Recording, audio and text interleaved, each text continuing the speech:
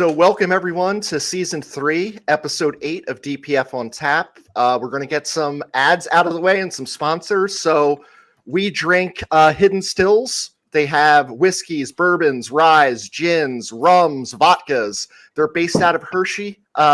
You can order online or you can go to the restaurant, which is an old Hershey's factory and is absolutely beautiful. So thank you to Hidden Stills and also SeatGeek. So you can use the code DrunkPhilsFan. Do not put the S on the end. And you will get $20 off. So we have a special guest, as you can see here, Tony Bruno. So I'm going to ask John to kind of do the intro. Yeah, it's a pleasure to have our special guest tonight. You might know him from WACU back in the day, WIP. Been on ESPN radio, Fox radio, and as my nephew knows him from Madden, when I mentioned him, local and national legend, Mr. Tony Bruno. Welcome. Thank you, Tony. Hey guys, thanks for having me on. It's a beautiful night here for hockey. Although the weather was 80 for the opener on Monday, it's 79 right now, but it's Florida. It's supposed to be warm here. But I got to say this with the baseball season opening, guys, and I know Drunk Philly fan. Now it's Drunk Phillies fan. It's not plural, right? So you can't call all Phillies fans drunk. Well, right? I mean, no, it's and honestly, Tony, they when normally we first are. Now, don't get me wrong. Don't get me wrong. They normally are. We don't want to generalize, but we are. Yeah. We're just intoxicated on the Phillies, Tony. That's all. No, it's great to be on with you guys. But obviously, I'm a Philly guy. I'll always be a Philly guy.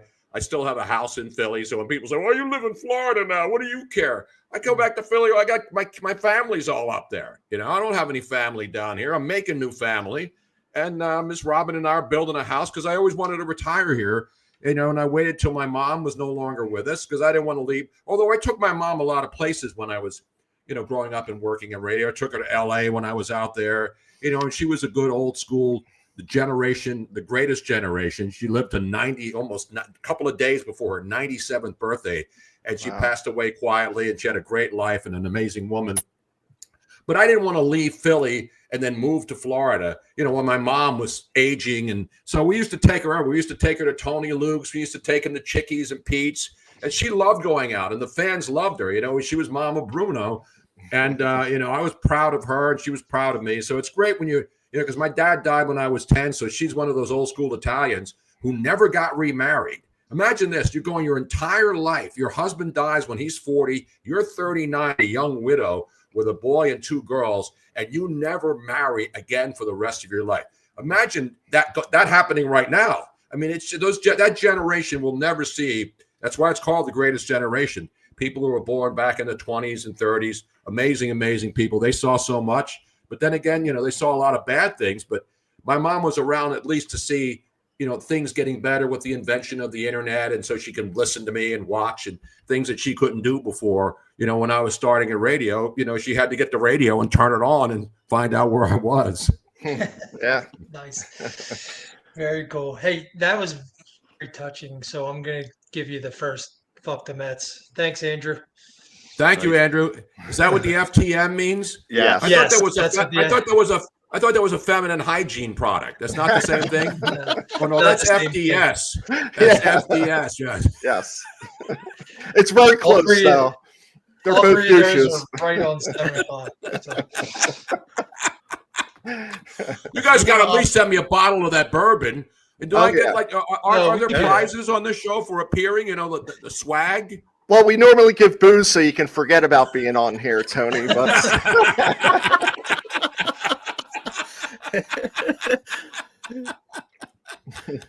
now I got to ask John Kruk one thing before we start. Now, I know John Kruk. I've known him forever when he was playing with the Phillies. When I was out in LA working for Fox, John and I used to be on the Best Damn Sports Show together, and that's really where Kruk got this national persona because he was droll, he was funny as hell, and he was a regular out there, and he would be on the show twice a week. I would be on once a week, so I got to see John out there. But that really opened him up. I sort of equated to, but obviously not at that level.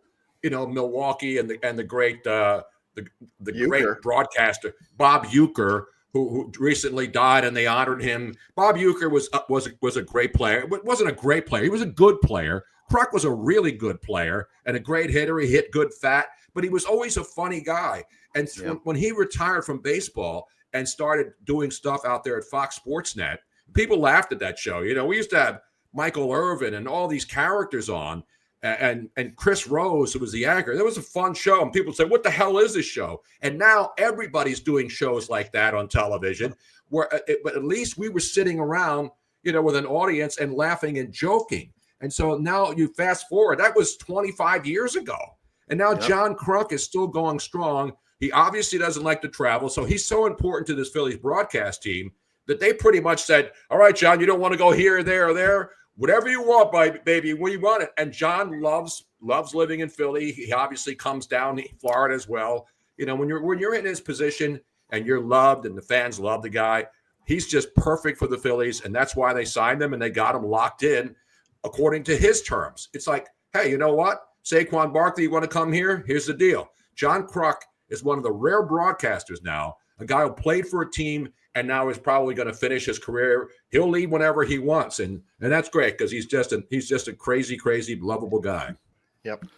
Yes.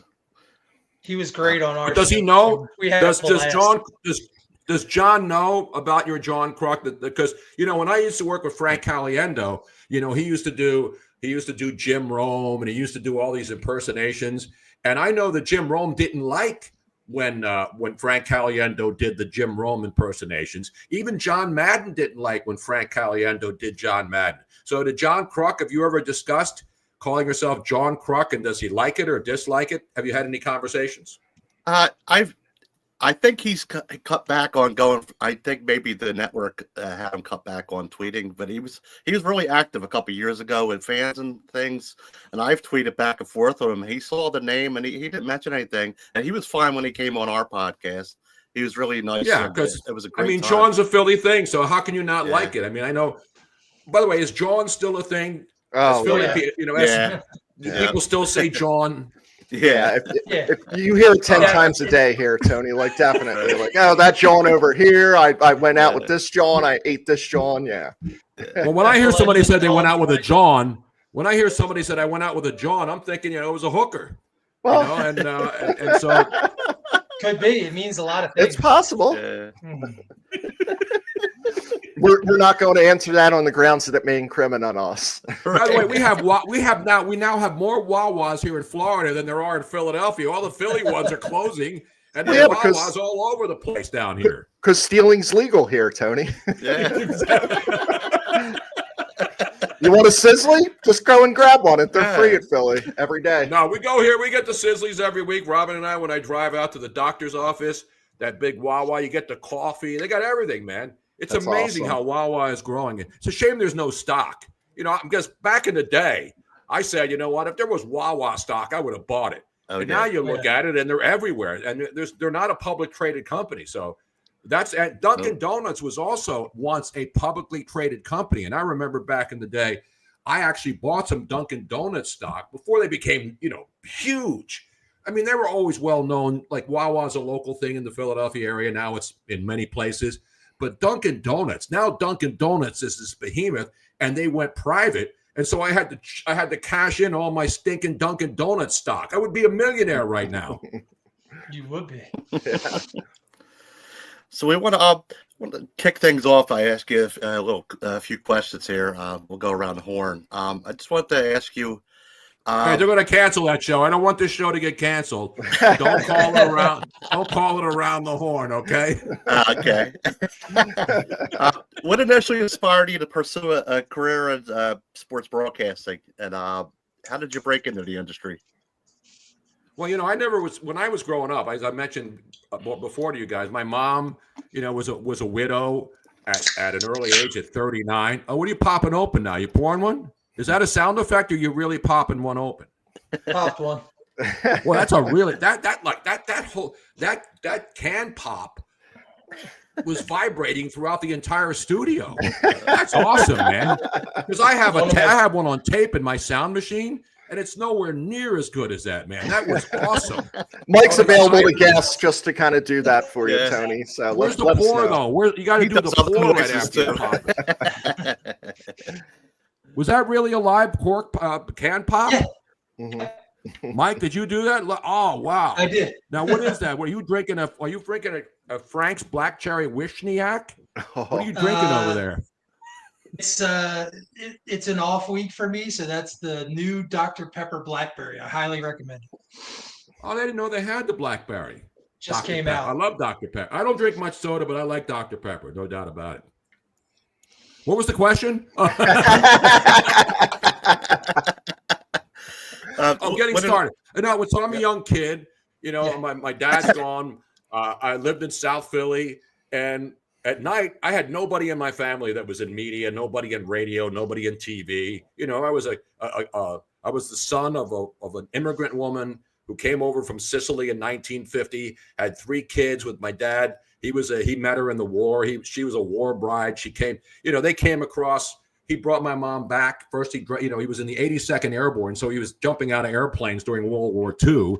And then after that, he joined the Italian army to help wipe out Mussolini in Italy. So my dad did 2 tours, once as an American soldier, the 82nd Airborne, bad mofos, as you know.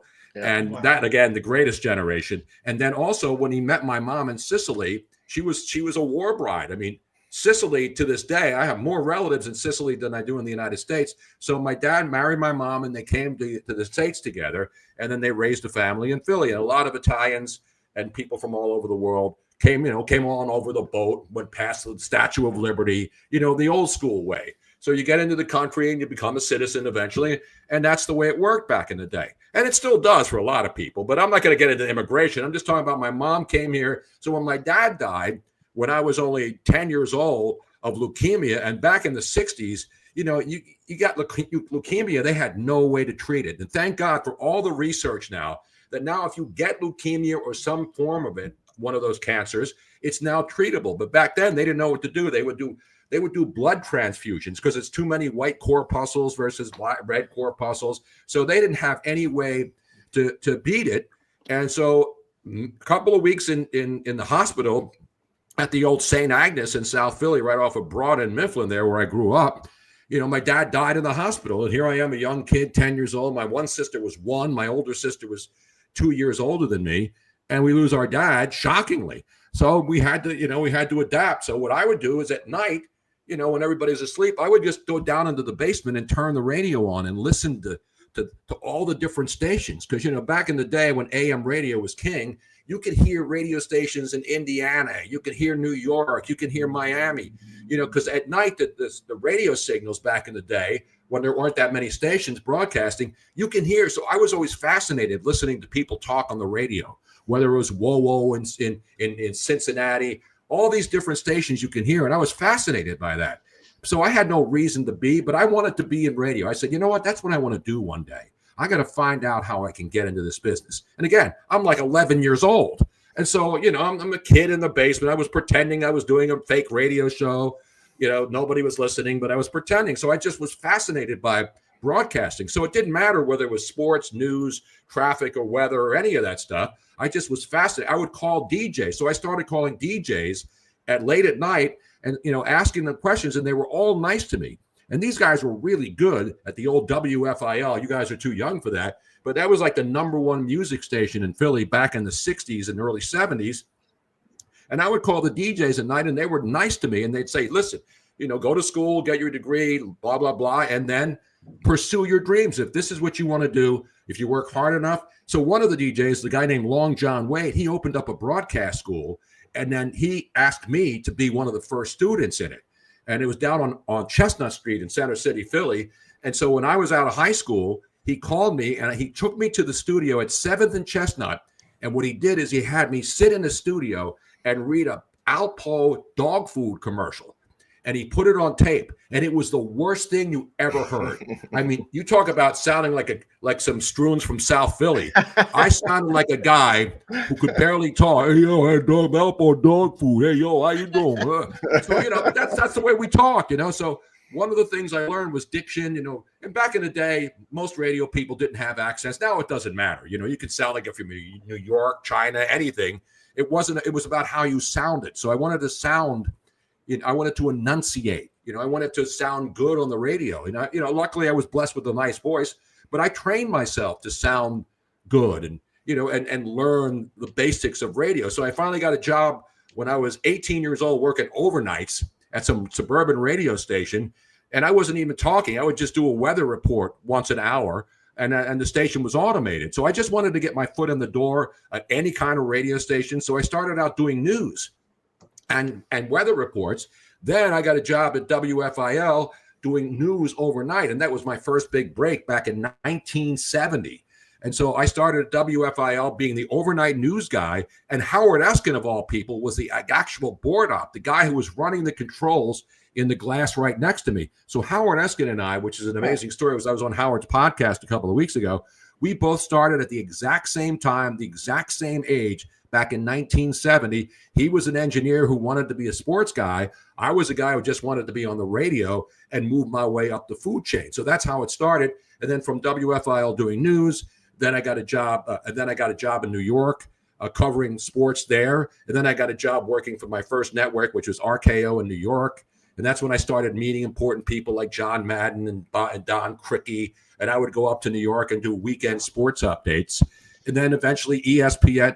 Eventually I went back to Philly and I started working again in local radio. And I was working during that hot time back in the 70s when the Phillies started becoming good. They got Bo Lazinski, all the young guys. The Flyers were good. They were making the runs towards Stanley Cups. So the Phillies were good. The Flyers were good. The Sixers obviously were the worst team in the NBA back in 73. So I was there for that too.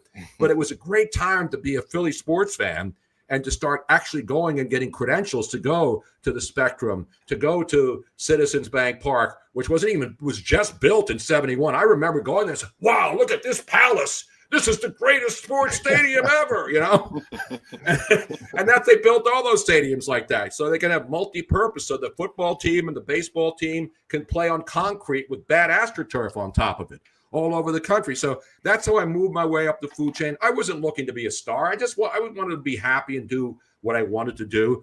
So I went from doing news to sports, and then I stayed in sports. And that was back before sports radio stations didn't exist. That's before ESPN or WIP or even the Fan in New York. There were no all sports radio stations. There were random shows here and there that people would do. Howard started a show in Philly. In New York, the Fan was the first one, but they had Don Imus in the morning who wasn't talking any sports. So the rest of the day, so WIP was really the very first all sports 24/7 radio station. And I got a job there when Tom Brookshire left. He was on the morning show with Angelo Cataldi. And because Tom Brookshire was part of Comcast or what was it, Spectacor. Spectacor bought WIP because they didn't have a radio station to put on the Flyers or the 76ers. WCAU had the Phillies and the Eagles. And so Spectacor bought WIP so they can have their two teams broadcast. So that was the intent, because they would fight for airtime to get their teams on the air. So anyway, to make a long story endless, I got hired because Tom Brookshire retired. So then they called me, and then they asked me to work with Angelo and Al Morgani, and we started the morning show back in 1989. And it started off, we were just goofing off and having a good time, and it really worked and it clicked. And so I was there with those guys at the very beginning. Obviously replacing Tom Brookshire was an honor because I got to know Tom. And so covering sports in Philly really, really is where I cut my teeth on trying to become the best sports reporter and a guy who would travel to games and go to press boxes and not just sit at home. Because remember, we didn't have internet back then. We had to watch the 11 o'clock news to find out who won. Times change. Now nobody watches the 11 o'clock news anymore. You don't need to find you. I remember back when I was in New York in the 80s, there was a thing called Sports Phone. So if you were gambling illegally with Nunzio or Guido or any of these other guys, you would go on Sports Phone and find out what the scores were, right? So this is how the world changed. And now you fast forward, I'm no longer doing over-the-air regular radio. I transitioned to digital. Getting older when you're in your 70s, you better stay up with the time. So I started doing podcasts when no one even knew what they were. Back when I was doing radio and a podcast. Now I'm strictly doing podcasts, and I make appearances on 1210 WPHT and other radio stations around the country. So I went from, a 50-plus year career, moving my way up the food chain, getting to work for ESPN and then Fox and then the Madden game. So I've been very blessed. I worked hard. I always looked up to the better people. That's people say, how do you become you? And I say, you don't become me. You become you. What I did is I always admired people that I heard on the radio and said, I want to be like that person, but I can't be that person. I just want to work hard enough so I can be the best at what I am. And people noticed me, and they kept calling me and offering me jobs. But I never left Philly back in my early days. I would drive up to Connecticut. And then finally, after I left ESPN in 2000, I was hired in LA to go start Fox Sports Radio. So I was the first voice on ESPN radio in 1972 when we started that with me, Chuck Wilson, and Keith Olbermann. We the original weekend shows. But that show was on like 1,000 radio stations. And a lot of people who grew up said, I used to listen to you on Saturday and Sunday nights on ESPN radio. Then, of course, I went to LA and I started Fox Sports Radio. People heard me out there. Then the Madden games came. So, I've been blessed to have an unbelievable life and to be able to work with some of the best people who have ever done this.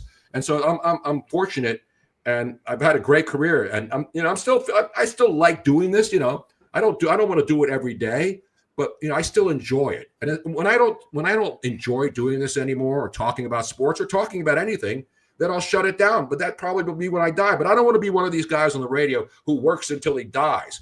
Because a lot of people who do radio and work it till they die, the problem is they don't really like anything else. A lot of these people, that's their life. Their life is their job. Radio really hasn't been my life. It's been a big part of it, but I raised 3 kids, a great family. My kids are growing up. They have grandkids. So the bottom line is I can still do other things while I was in radio. I coach my kids' little league teams. I love playing golf. I love building homes. And so you have to have other avenues to make you whole once you retire. People who retire in Florida, a lot of them are super rich and they just play golf and do that. You can do whatever you want. So I still like I'm helping build my home. I have a boat. I like going fishing and crabbing. I like going outside in the sunshine in the wintertime. So I try to enjoy whatever God gives me the time left on my life. We don't know when it's all going to come to an end, but I know this, I'm still having a good time. I feel good and I love having fun. And when I stop having fun is when I stop doing this. And I don't think that'll be ever. That's the thing. I will stop having fun when I die. That's basically that's basically my approach on life. The fun ends when you die because you really can't. I don't know. In the afterlife, I don't know if you can have fun in the afterlife, but I'll find out just like everybody else does eventually. Yeah. So Tony, over the years, this legendary career, what is one of your favorite moments that you'd like to share with us? You've had a front seat to so many things, but what's one thing that you'd like to, that kind of stands out today, right now, to share with our listeners? That's a great question because there's so many things. There's really, I've been to now 43 Super Bowls. So I got to go to Super Bowls, cover them, and not just, I didn't just go when the Eagles went. I started going, back in 1979. That was my first Super Bowl when it was at the Rose Bowl in Pasadena, and it was the Pittsburgh Steelers. You remember it was the Steelers playing, I forget who it was now, but it was the first Super Bowl in Pasadena. It was the New York Giants were in it. That's right. So I get to go out there. And I didn't have a press credential. I just went out to go to the game. We did a promotion with a radio station, and I gave a couple of seat tickets away on WFIL when I was doing sports there. And we took a couple of listeners out there with me and my wife, and that's how it started. But then each year, the Eagles made the Super Bowl. And then I was doing a show with Ron Jaworski and Stan Walters. Stan Walters, the all-pro left tackle on that great Eagles team with Dick Vermeil. So I got to be here in Philly with Dick Vermeil when he came to town, got to know all those guys. So when they went to the Super Bowl in New Orleans that year, that was my first Super Bowl where I had credentialed media. I was credentialed media. So I got to go to the Superdome. I got to go and interview the players in their hotel rooms, because there wasn't a radio role back then. It was just a team there. And I got to know those guys. And I would talk to them and I would put my phone up against this is what we did. I would record them on my cassette deck and then play a report back the next morning back to Philly. So you start off slowly. I got to go to the Super Bowls. And then when I went to ESPN, I was at every Super Bowl. And then when I was at Fox, I was every Super Bowl. And luckily, I was in Minnesota a couple of years ago when the Eagles won their first Super Bowl. And I remember being there, and I was crying like a baby. In my entire life, I was a kid when the Eagles won in 1960 because I was born in 62. So I was 8 years old. But having to watch decade after decade of horrible football, and a couple of good teams mixed in here or there, and obviously the Cunningham era and the Buddy Ryan. So there's really not one thing, but one of the things I'm most proud of is being able to get to know and interview a lot of people who I never would have had a chance to interview. And many of them became friends, and some of them are like Dallas Cowboy guys. Troy Aikman's a friend. Michael Irvin's a friend. Because I used to goof off on the air and go nuts on the Cowboys on the radio. And I was like America's #1 Cowboy hater before Stephen A. Smith and all these other guys became Cowboy haters. And they all used to listen to me. Troy Aikman told me the first time I met him that he loved listening to me because I was his favorite guy because I used to goof off on the air, and he knew that I was playing. So when I met him at the 96 Super Bowl, the last time the Cowboys even went to a Super Bowl at Arizona, I got to meet him there and all those other guys, and we become friends. So I have their numbers. I can call them. But the other thing I'm probably most proud of is I've interviewed 5 sitting presidents of the United States because, again, you get access to these people when you're on a sports station, for example. When Bill Clinton was president, I would have him on to talk about sports because he was an Arkansas guy. And so we would talk sports about Arkansas, but we would talk about, being the president of the United States. Same thing with Ronald Reagan when I was in LA, when he was still alive. He wasn't the president anymore, but I still got to interview him. So I got to interview all these people, heads of state, senators, congressmen, and athletes. So to have access to all of these different people and to have them respect you and like you in a world where everybody's trying to get that same interview, that's probably my greatest feeling of accomplishment is to know that I could call Troy Aikman, or I can call Michael Irvin, or I could call so many other people, broadcasters who I've known and worked with, the John Maddens and the Steve Mariucci's, and the names go on and on. John Madden was a great friend after I started working with him in 1980, the first time I met him in New York. And so to get to know and see all of these legendary people, many of them whom still not or no longer with us, I always have the memories of being around those people who helped me become what I am today. That's awesome. Thanks for sharing that, Tony. That's awesome. Yeah, absolutely. You keep teeing me up, Tony. So in the beginning, you talked about how you came up in your career, basically dialing for scores or looking in the newspaper or listening to you read the box scores, right? You get up and you get the paper. We were talking about it the other day. Yeah. So, Jody Mack was a great friend. I remember listening to Jody Mack when he was on in New York late overnight. He would read the box scores on the air after the game because a lot of players, there was rotisserie baseball back then before there was gambling. Instead of fantasy, it was called rotisserie. So people had all the rotisserie teams, and he would literally read the box scores on the air. And we're talking about, in the late 80s, early 90s. And you're thinking, wow, but that's a long time ago now. 1990 was a long time ago. Yeah. Tony, John and I are in a rotisserie league right now for baseball still. Yeah.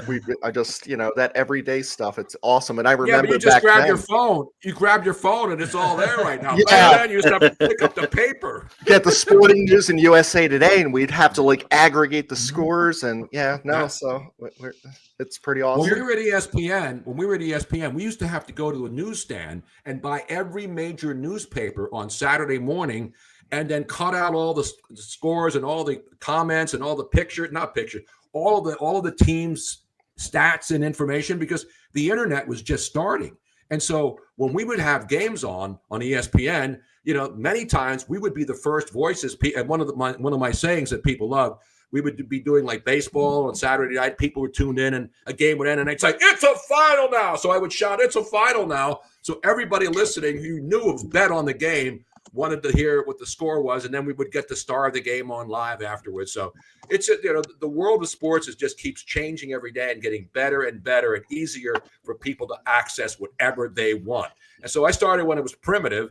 And now I'm here in the age where you could get anything you want any time of the day and don't have to worry about going out and buying a newspaper. Listen, you can still buy newspapers, but when you buy a newspaper the next morning, it's old news. The world moves so fast you have to be, you're paying attention all the time. You miss a night, you miss everything. That's the world we live in now, which is okay. Very cool. So we have a bunch of comments here. We had Bruno and Maze was our favorite show.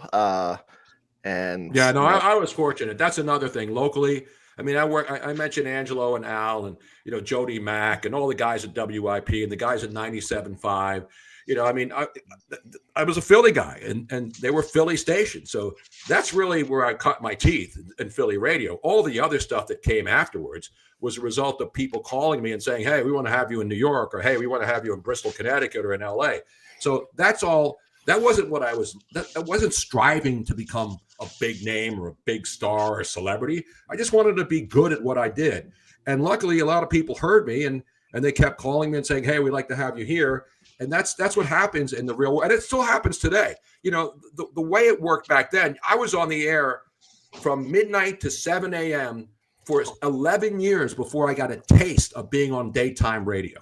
And that's how, because when you started back then, and you when you're starting in radio, they wouldn't put some young 18-year-old kid on in morning drive or middays. You had to work your way up, and that's fine. I was willing to do that. So now, for example, you get you get a job at a radio station, and you're maybe running the board or answering phones. A lot of people started that way and have moved up the food chain. So there's still a lot of opportunities for people. The money's not the same. Nobody's getting paid millions of dollars to do radio anymore for the most part, but you can still start. And if you want to do this, like you guys are doing, you do a podcast, you get sponsors, you get people who like you. So the good thing about being in this modern era is anybody can do their own show. And if enough people like it and you can get some advertisers, you can do it, and then you can start your own thing. And if this is what you want to pursue, you can do it. And if not, if you want to do this as a sidebar, that's all the opportunities are there for everybody to do the same thing and just have fun doing what they do.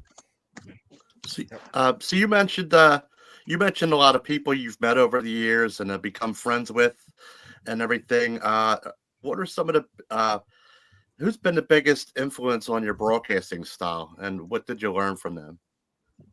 Well, I really didn't. It wasn't one person. It was a combination of the news people that I work with. Like WFIL had some great news, Alan Stone, and there were old school guys who would sit there and write the news, and I would watch these guys and I would listen to them. And they'd say, man, he's really good. I want to be that good one day. So I was fortunate. I worked in an era where radio stations had news departments and sports departments and weather people and traffic helicopters, So it was all basically they were a full service radio station, and now there are very few of those because the radio business, just like any other business, they want to cut back. They don't want they don't want to have to pay, a morning guy $1 million and then pay the sports department and have guys going to games. Now they can just pay somebody to go to a game and get some sound for them, or they can pick it up off the networks. And so that's the bad part of radio, as it's just like any other business. These radio stations aren't making money. And imagine how bad sports radio would be right now if it wasn't for gambling. I mean, gambling is keeping all these sports stations on the air because all of these gambling sites are just throwing their money at all these radio stations. So you take that away, and that's why the NFL is king, because the NFL runs the sports world. I know there's people bet on everything, but without the NFL, and that's why they're going to add 18 games, and that's why every network wants the NFL. It is the cash cow, and without legalized gambling, the NFL would be in trouble, and sports radio would be in trouble because they are automatic buys now. You have a sports station and you got ratings. Every single sports book wants to advertise on your station, and that's how they keep these stations on the air and profitable for some of them. Yeah. So, Tony, like throughout your career, obviously you've had to overcome challenges. What's a challenge that you overcame, and how do you tell us or other radio people in radio to overcome these, because they're inevitably going to face these, right? Yeah, you have to decide. I know a lot of people who got into radio because they thought it would be easy and they'd make a lot of money. And people who did that, they go to broadcasting schools, spend a lot of money, and then they maybe get a job, and then they realize, wait a minute, I'm working here 5 years. Now, these people are now in their 20s. I got married when I was 21, but I already had a job in radio, and I was making 20 grand a year. So for me, the 20 grand a year was enough because I was young enough. I didn't have a house or a car. I mean, I bought a car when I got married in 1973, but my wife was willing to see me move my way up the chain.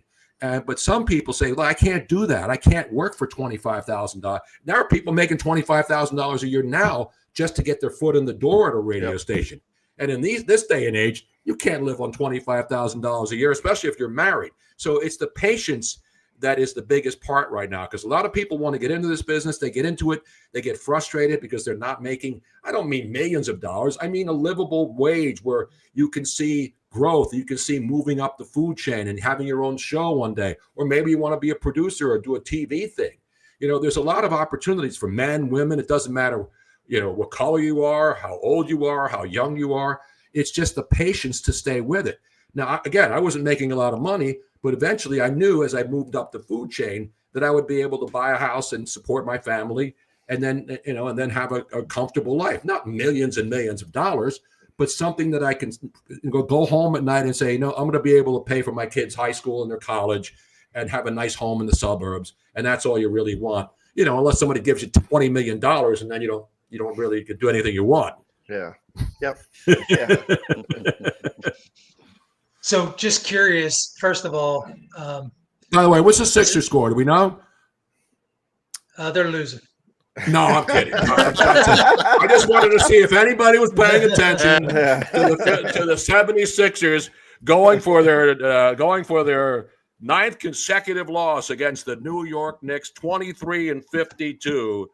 I mean, I feel bad for Sixer fans. You know what? But at least they're playing young guys.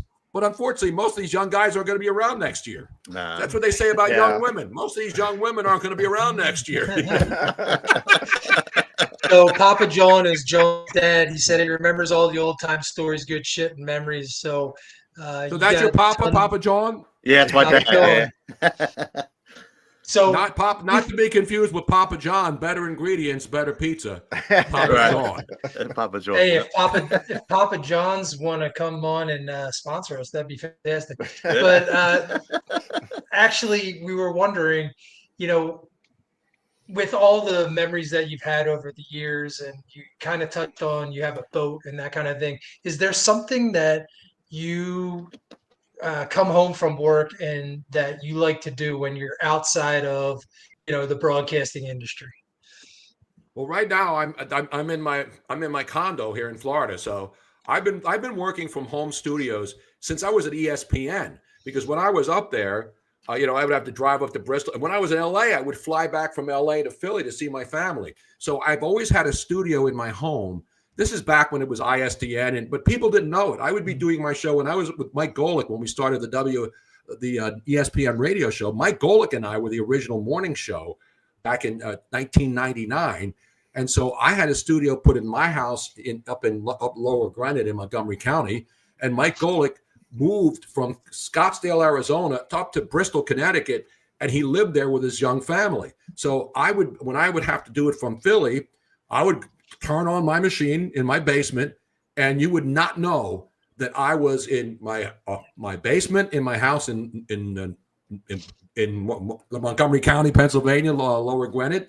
And Mike Golick, same thing. When I was in LA and I was working with Andrew Siciliano doing the Fox Morning Show, I'd be in my house in Philly, and he would be in LA, and no one knew that we weren't in the same room. So it works, and that's happening a lot now on most shows. You got guests, and they're on Zoom, or they're in some other like StreamYards right now. You can put people on from anywhere now electronically. But we're talking about like 80s and 90s when we were starting to do this stuff. So to be able to have a home studio, where you can have cameras and then you bring people in, because I do a show on Friday nights. I do one show a week on my Tony Bruno network, Tony Bruno Show, and I'm on X, and I have my own. I'm on No Filter. I'm on all the typical apps, and so and having people comment live. That's the great part. Is it's interaction now. It's great to have a show where the audience is listening live and they're commenting and asking questions. So that's how the technology has moved ahead to the point where now you can do it from anywhere and you can be in touch with the audience, live, local, and late breaking, as they used to say. Wait a minute, there's one guy standing. Mike, how come you're the only guy standing and everybody else is sitting down? I have ADHD, so I just kind of fidget around. That's all. I thought it was that just John and I were lazy, but all right, I appreciate that. It's been a long day. No, it's been a long, hot day. I mean, it was 90 degrees today, and I go out in the sun. No, it's just I'm not complaining. I mean, the weather here, in a couple of months it'll be too hot and humid, but I don't complain. I love the heat. I don't care about heat and humidity. The only thing you worry about here is the hurricane season for a couple of months, but there's no place better to be from November to May than down here in Florida. I mean, that's everybody comes here and then they get the hell out in May and go back home to the East or Canada, wherever they come from, Minnesota. I mean, all the license plates down here.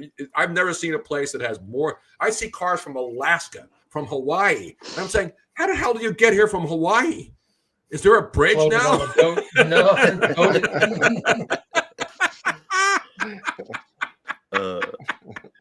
So by the way, I have people ask about the Crumb Bum shirt all the time. So I have this on my merch store because everybody loves it when I wear it. So go to TonyBrunoShow.com and we got merch in there. We got Crumb Bum and Beautiful and some of my other sayings. So it's all about merchandising, as they said in Spaceballs. Remember that line? Yes. Merchandising. Spaceballs, the movie. Spaceballs, the musical. The flamethrower. The flame.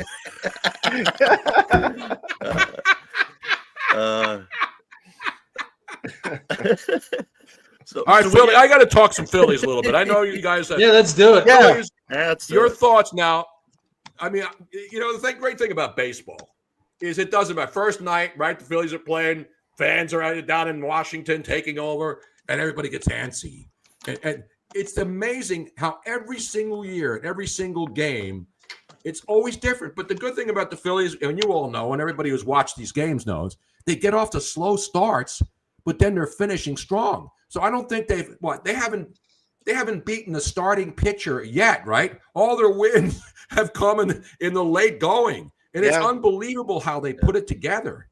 Tony, they get into the bullpen and it's a different story. And the Phillies have actually faced the most left-handed starting pitchers last year than any other team. It was somewhere close to 60. It is amazing. Like for 6 innings, you think they have their heads in their ass and they've never played baseball before. Batting wise, thank God for Sanchez and Wheeler. Nola shit the bed, but Nola's going to kind of do that. He's either going to have 5 innings, 5 runs, 5 hits, no walks, and 10 Ks. But then Luzardo, like this guy comes out with 11 Ks. Like I don't know, like he's to me a legitimate 2 or 3 on most teams, and maybe even on our team. Yeah. But the interesting thing about this team is that, they've got guys in every year they pick up a guy and now they have another guy that they picked up from the Twins who they rescued because the Twins are a disaster area right now because their spring training is right down here in Fort Myers. And I would go see them. I didn't go this year, but they were a young team that a lot of people had high hopes for. They're a disaster now. This Kepler kid, and obviously Edmundo Sosa, they just have guys. They always find guys. Now, they got the main guys, but you got to find those guys to be on the bench. And keep bringing Cody Clemens back. And the guy's a gamer. Yep. So they made a change at catcher, obviously, because they wanted more pop in the outfit, more pop behind the plate. But to me, the thing about baseball is that it's a long, long season. There's no other sport where the season runs this long, except maybe golf and NASCAR. You know what I mean? But baseball every day to get ready every single day. And the fact that the weather has been good, I think that's a big plus because usually at the beginning of the season, you got a couple of snow games or cold weather games and it sucks. You come from Florida where the weather's nice or Arizona, and then you come out and it's 35 degrees and raining and people don't want to be there. But I think when you look around the major league so far in the first week, the weather's been really good everywhere. There's been some rain, but there hasn't been any snow. There haven't been a lot of rainouts or games that had to be postponed because of weather. It looked like the Phillies were going to get stuck in a rain thing, but they got the game in, and now they got a night off, and they'll play again tomorrow. But to me, the weather and the fact that the hitters, you see some of the runs, and I know the tomahawk bat's a big thing, But now I've been reading about this. This bat has been around. It's not anything new. And what makes it interesting that the kid was at MIT. Kid went to MIT who designed it. Yeah, but the bottom line, physicist. it's legal because it's all one piece of wood. That's what people are. Oh, it's got something inside. It's not a cork bat.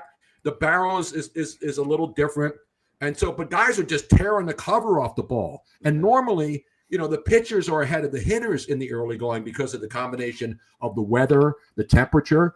But now you're looking around the league, teams are scoring like 20 runs. I mean, the game last night, who scored 21? It was the Cubs. Oh, just yeah, absolutely boat raced the Athletics opening in the park in minor league Sacramento. in Sacramento, 40 runs in the game. So Guy hit for a cycle. It's been crazy. I mean, first cycle last night for the Cubs. Yep. JJ Realmuto. How? I think there's a learning curve with this thing though, because you didn't see Bohm use it in spring training, and he got like 3 or 4 balls off the end of that bat. So I think there's a little bit of a learning curve where some teams might have used it in spring training. I didn't know about it until Aaron Judge hit 3 home runs. They hit 9 home runs in a game, and then we started doing some research on it. So we'll see how it goes. It only doesn't work. There's only one guy the bat doesn't work for, and that's on the Boston Red Sox. That's their DH, who's now like 0 for 15 to start the season. Well, he's a baby, though. Rafael Devers, he wants to play third, so he's pissed off. I know. Well, he's pissed off because they went out and got a third baseman, and now it's getting into his head because the guy's a good hitter. Yeah. The guy's a 300 hitter, and now all of a sudden he can't make contact. He had 3 strikeouts and 2 walks in his last game, and he hasn't.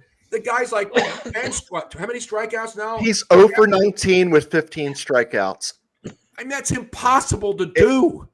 It's almost impossible to do. It doesn't seem real. Well, there's another guy that can't hit with them either. You can give Rojas one of those Fisher Price big fat bats. He's still cutting bunt.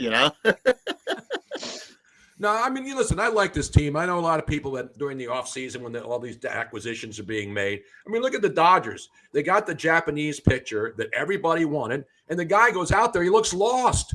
Have you seen this kid? Sasaki was terrible. Yeah. I mean, he looks like he doesn't belong. It looks like he doesn't even belong in the big leagues. So just because a guy's a really touted guy from Japan, or everybody's not. There's not going to be one guy after another because a Japanese player tears it up, and a couple of them have, but there have been some Japanese players who haven't been great in the major leagues. And if you look at this kid's face, he looks scared.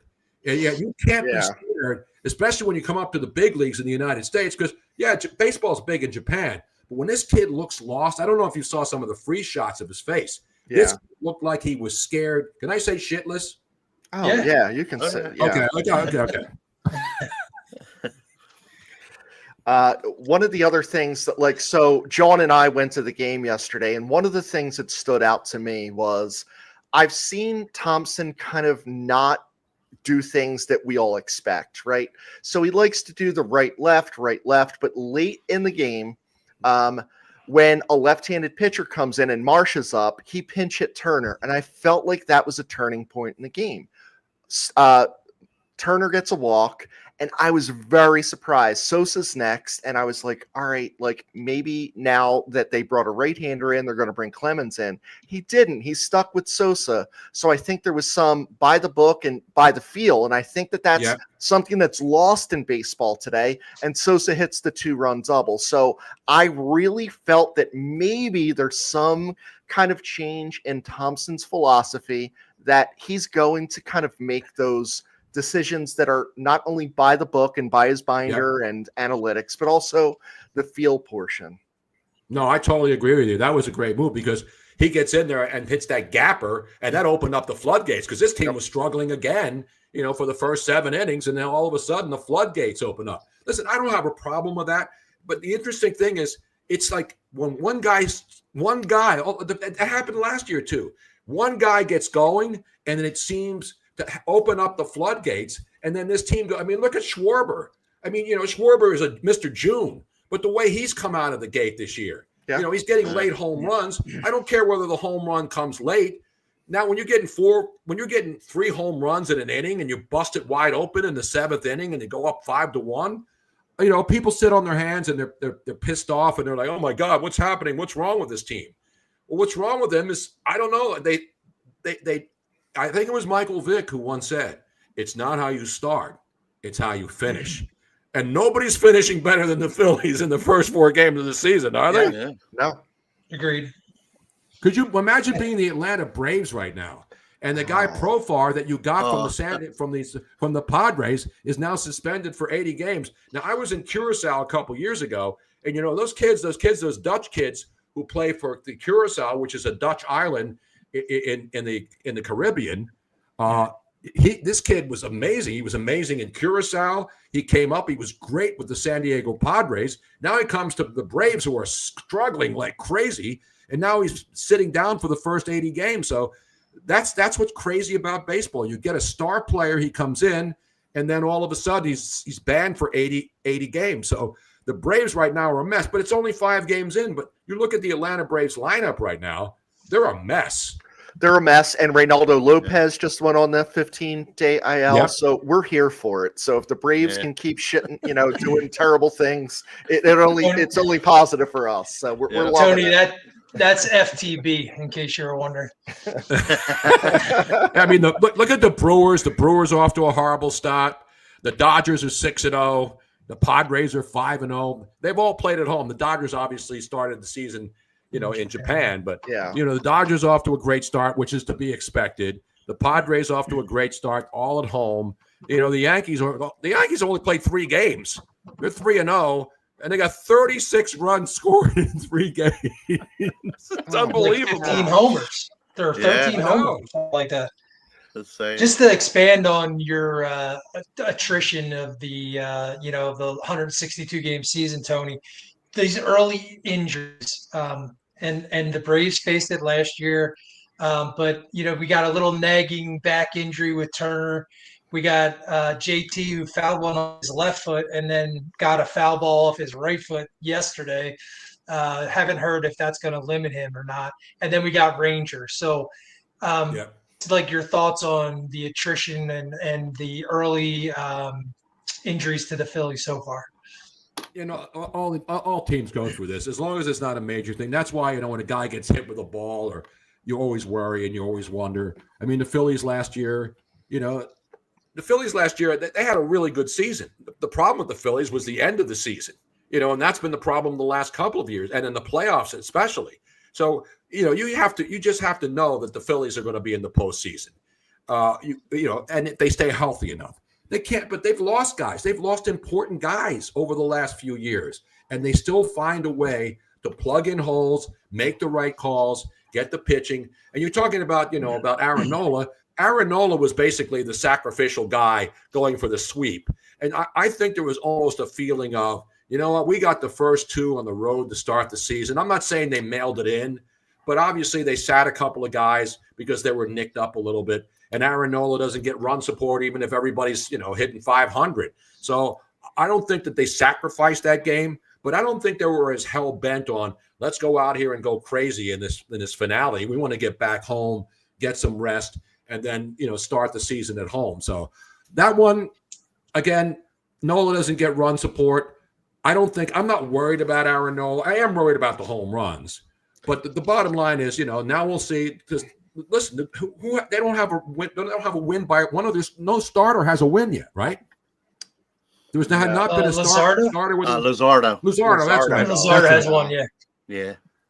And Josh Bell, I was so happy when he was out of our division. Like, this dude there's Philly killers and there's Nola killers, and he's both. Yeah. I was like, as soon as that belt high fastball came up, I was like, all right, we know what this is happening here. Josh Bell is just one of those guys that just has our number, whether it's here or away, whether he's a national, whether he's a wherever he is. Now there's this site called Phillies Bell. I don't know if you guys are familiar with them. Yeah. Are they legit? Well, they follow me on Twitter, so they got to be legit. He's a good guy. No, he's a nice guy, Matt Veazey. Yeah, I don't. Yeah, no, he follows me. I follow him on Twitter. So I don't know if this is a April Fool's joke, because he reported earlier today the Phillies are sending Ranger Suarez, Edmundo Sosa, Mick Abel to San Diego in exchange for starting pitcher Dylan Cease and pitcher Stever Kolek. Cease is about to become a free agent at the end of the season. That's an April Fool's joke, right? Yeah.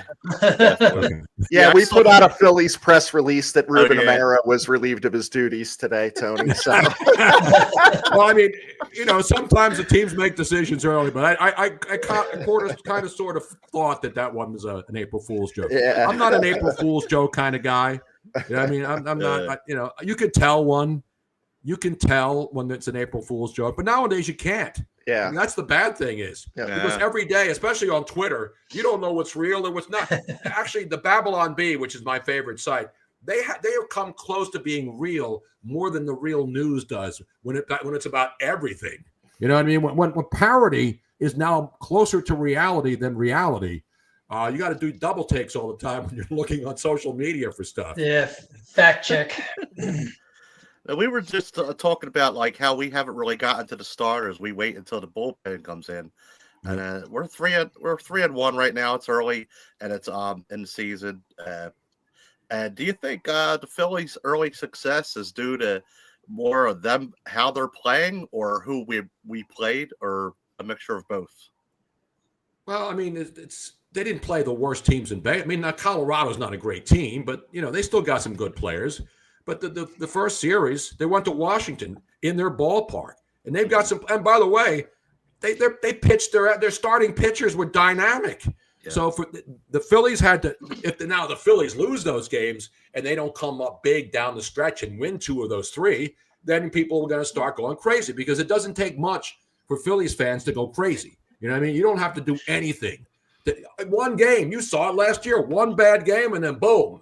The whole town goes crazy. And that's what makes baseball the most excruciating of all seasons because there's so many games. So every game is different.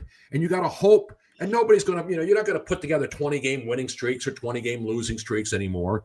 So you just have to be patient, and now, everything's going on. We got the NBA and hockey and the Final Four coming up this coming weekend.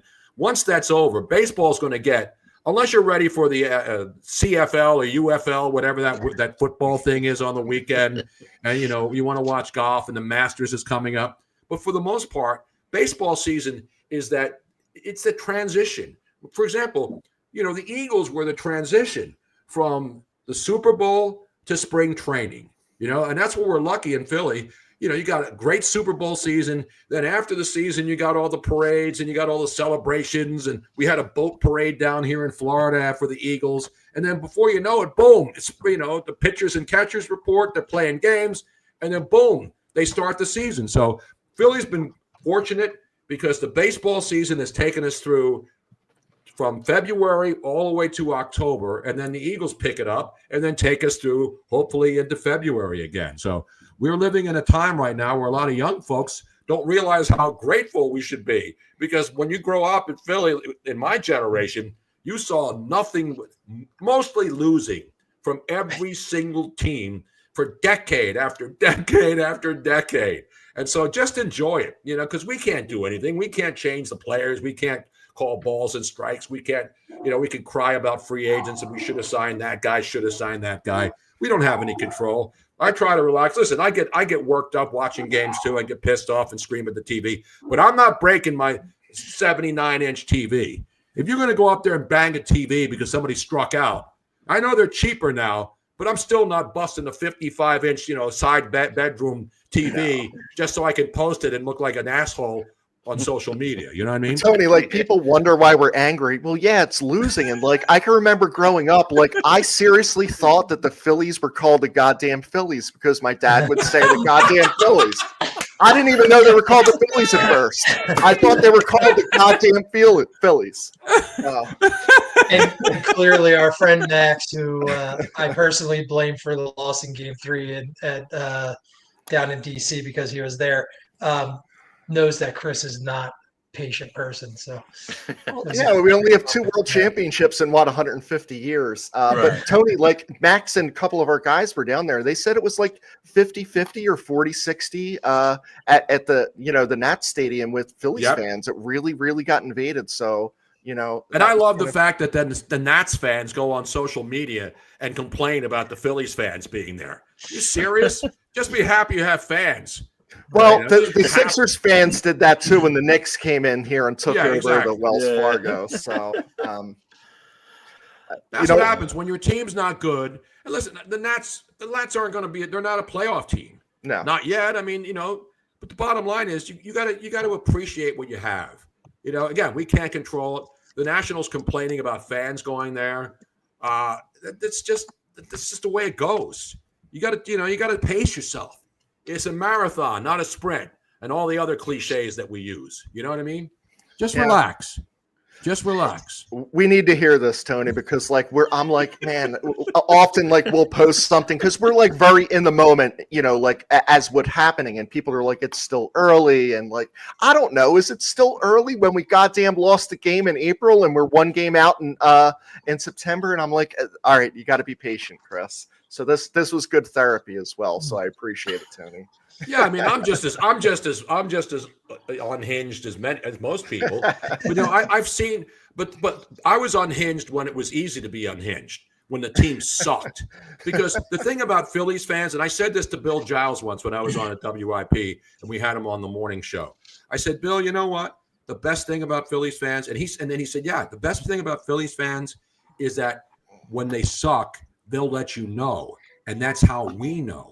And we know that Philly fans care, because if they don't care when they suck, they won't bother to call. So when fans are still calling when your team is not good, that means those fans care. And the 76ers fans cared, and they got duped into the process. And now they don't care again because they saw what happened, and they saw that when you think you're going to be able to get all these picks and lose games on purpose and try to stack all these picks, and then you turn out being a fiasco a decade later. That's why you just have to take it easy. You have to. Luckily, we have good ownership. The Eagles have their shit together. The Phillies have good ownership, good management. That's what you worry about. The Flyers tried to bring things together, and now they got rid of their coach, and they'll start over again. But they've got some young players. 76ers, I don't know what they're going to do with Nick Nurse, but you have to have good ownership and good management. And then when you have good ownership and good management like the Phillies did, remember, the Eagles, people were bad at Howie and all these other things. And now Howie's like the greatest executive maybe in Philadelphia sports history after the last decade. Yeah. My demeanor is usually dictated by the performance of the Philadelphia team the day before. So today's a good day. And Tony, we're gonna wrap it up. Thank you so much for being on. It's an honor. We couldn't be more thankful. Appreciate your insights and your time. No problems, tonight. guys. It was a lot of fun. I appreciate you guys asking me. Seriously. I'm not one of these guys who are like, hey, I don't want to be on your StreamYard show. Who the hell are you guys? Even though you didn't give me any booze, you didn't give me any SeatGeek tickets, you didn't hook me up with any swag. I didn't even get one of those koozies. I don't have a Shanks. Come on, John. Sandwich. Come on, man. Hook me up. John, we got to get Tony that, so we'll set it up with it. And Tony, some of these might be used if the bottle's open. There's a little bit out of it. It's okay. It's purely hygienic. So pop open one more for me. Pop open one more cold one for me. I love that. Let me hear this. Oh man, how does it sound so good? We've spared no Live and in expense for person. the microphone and acoustics. Yeah. A lot of fun, guys. Thank you. All right. Thank you Thank you, so Tony. much, Tony. Good night. Appreciate you. Thanks everybody for watching and listening. Yes. Bye-bye.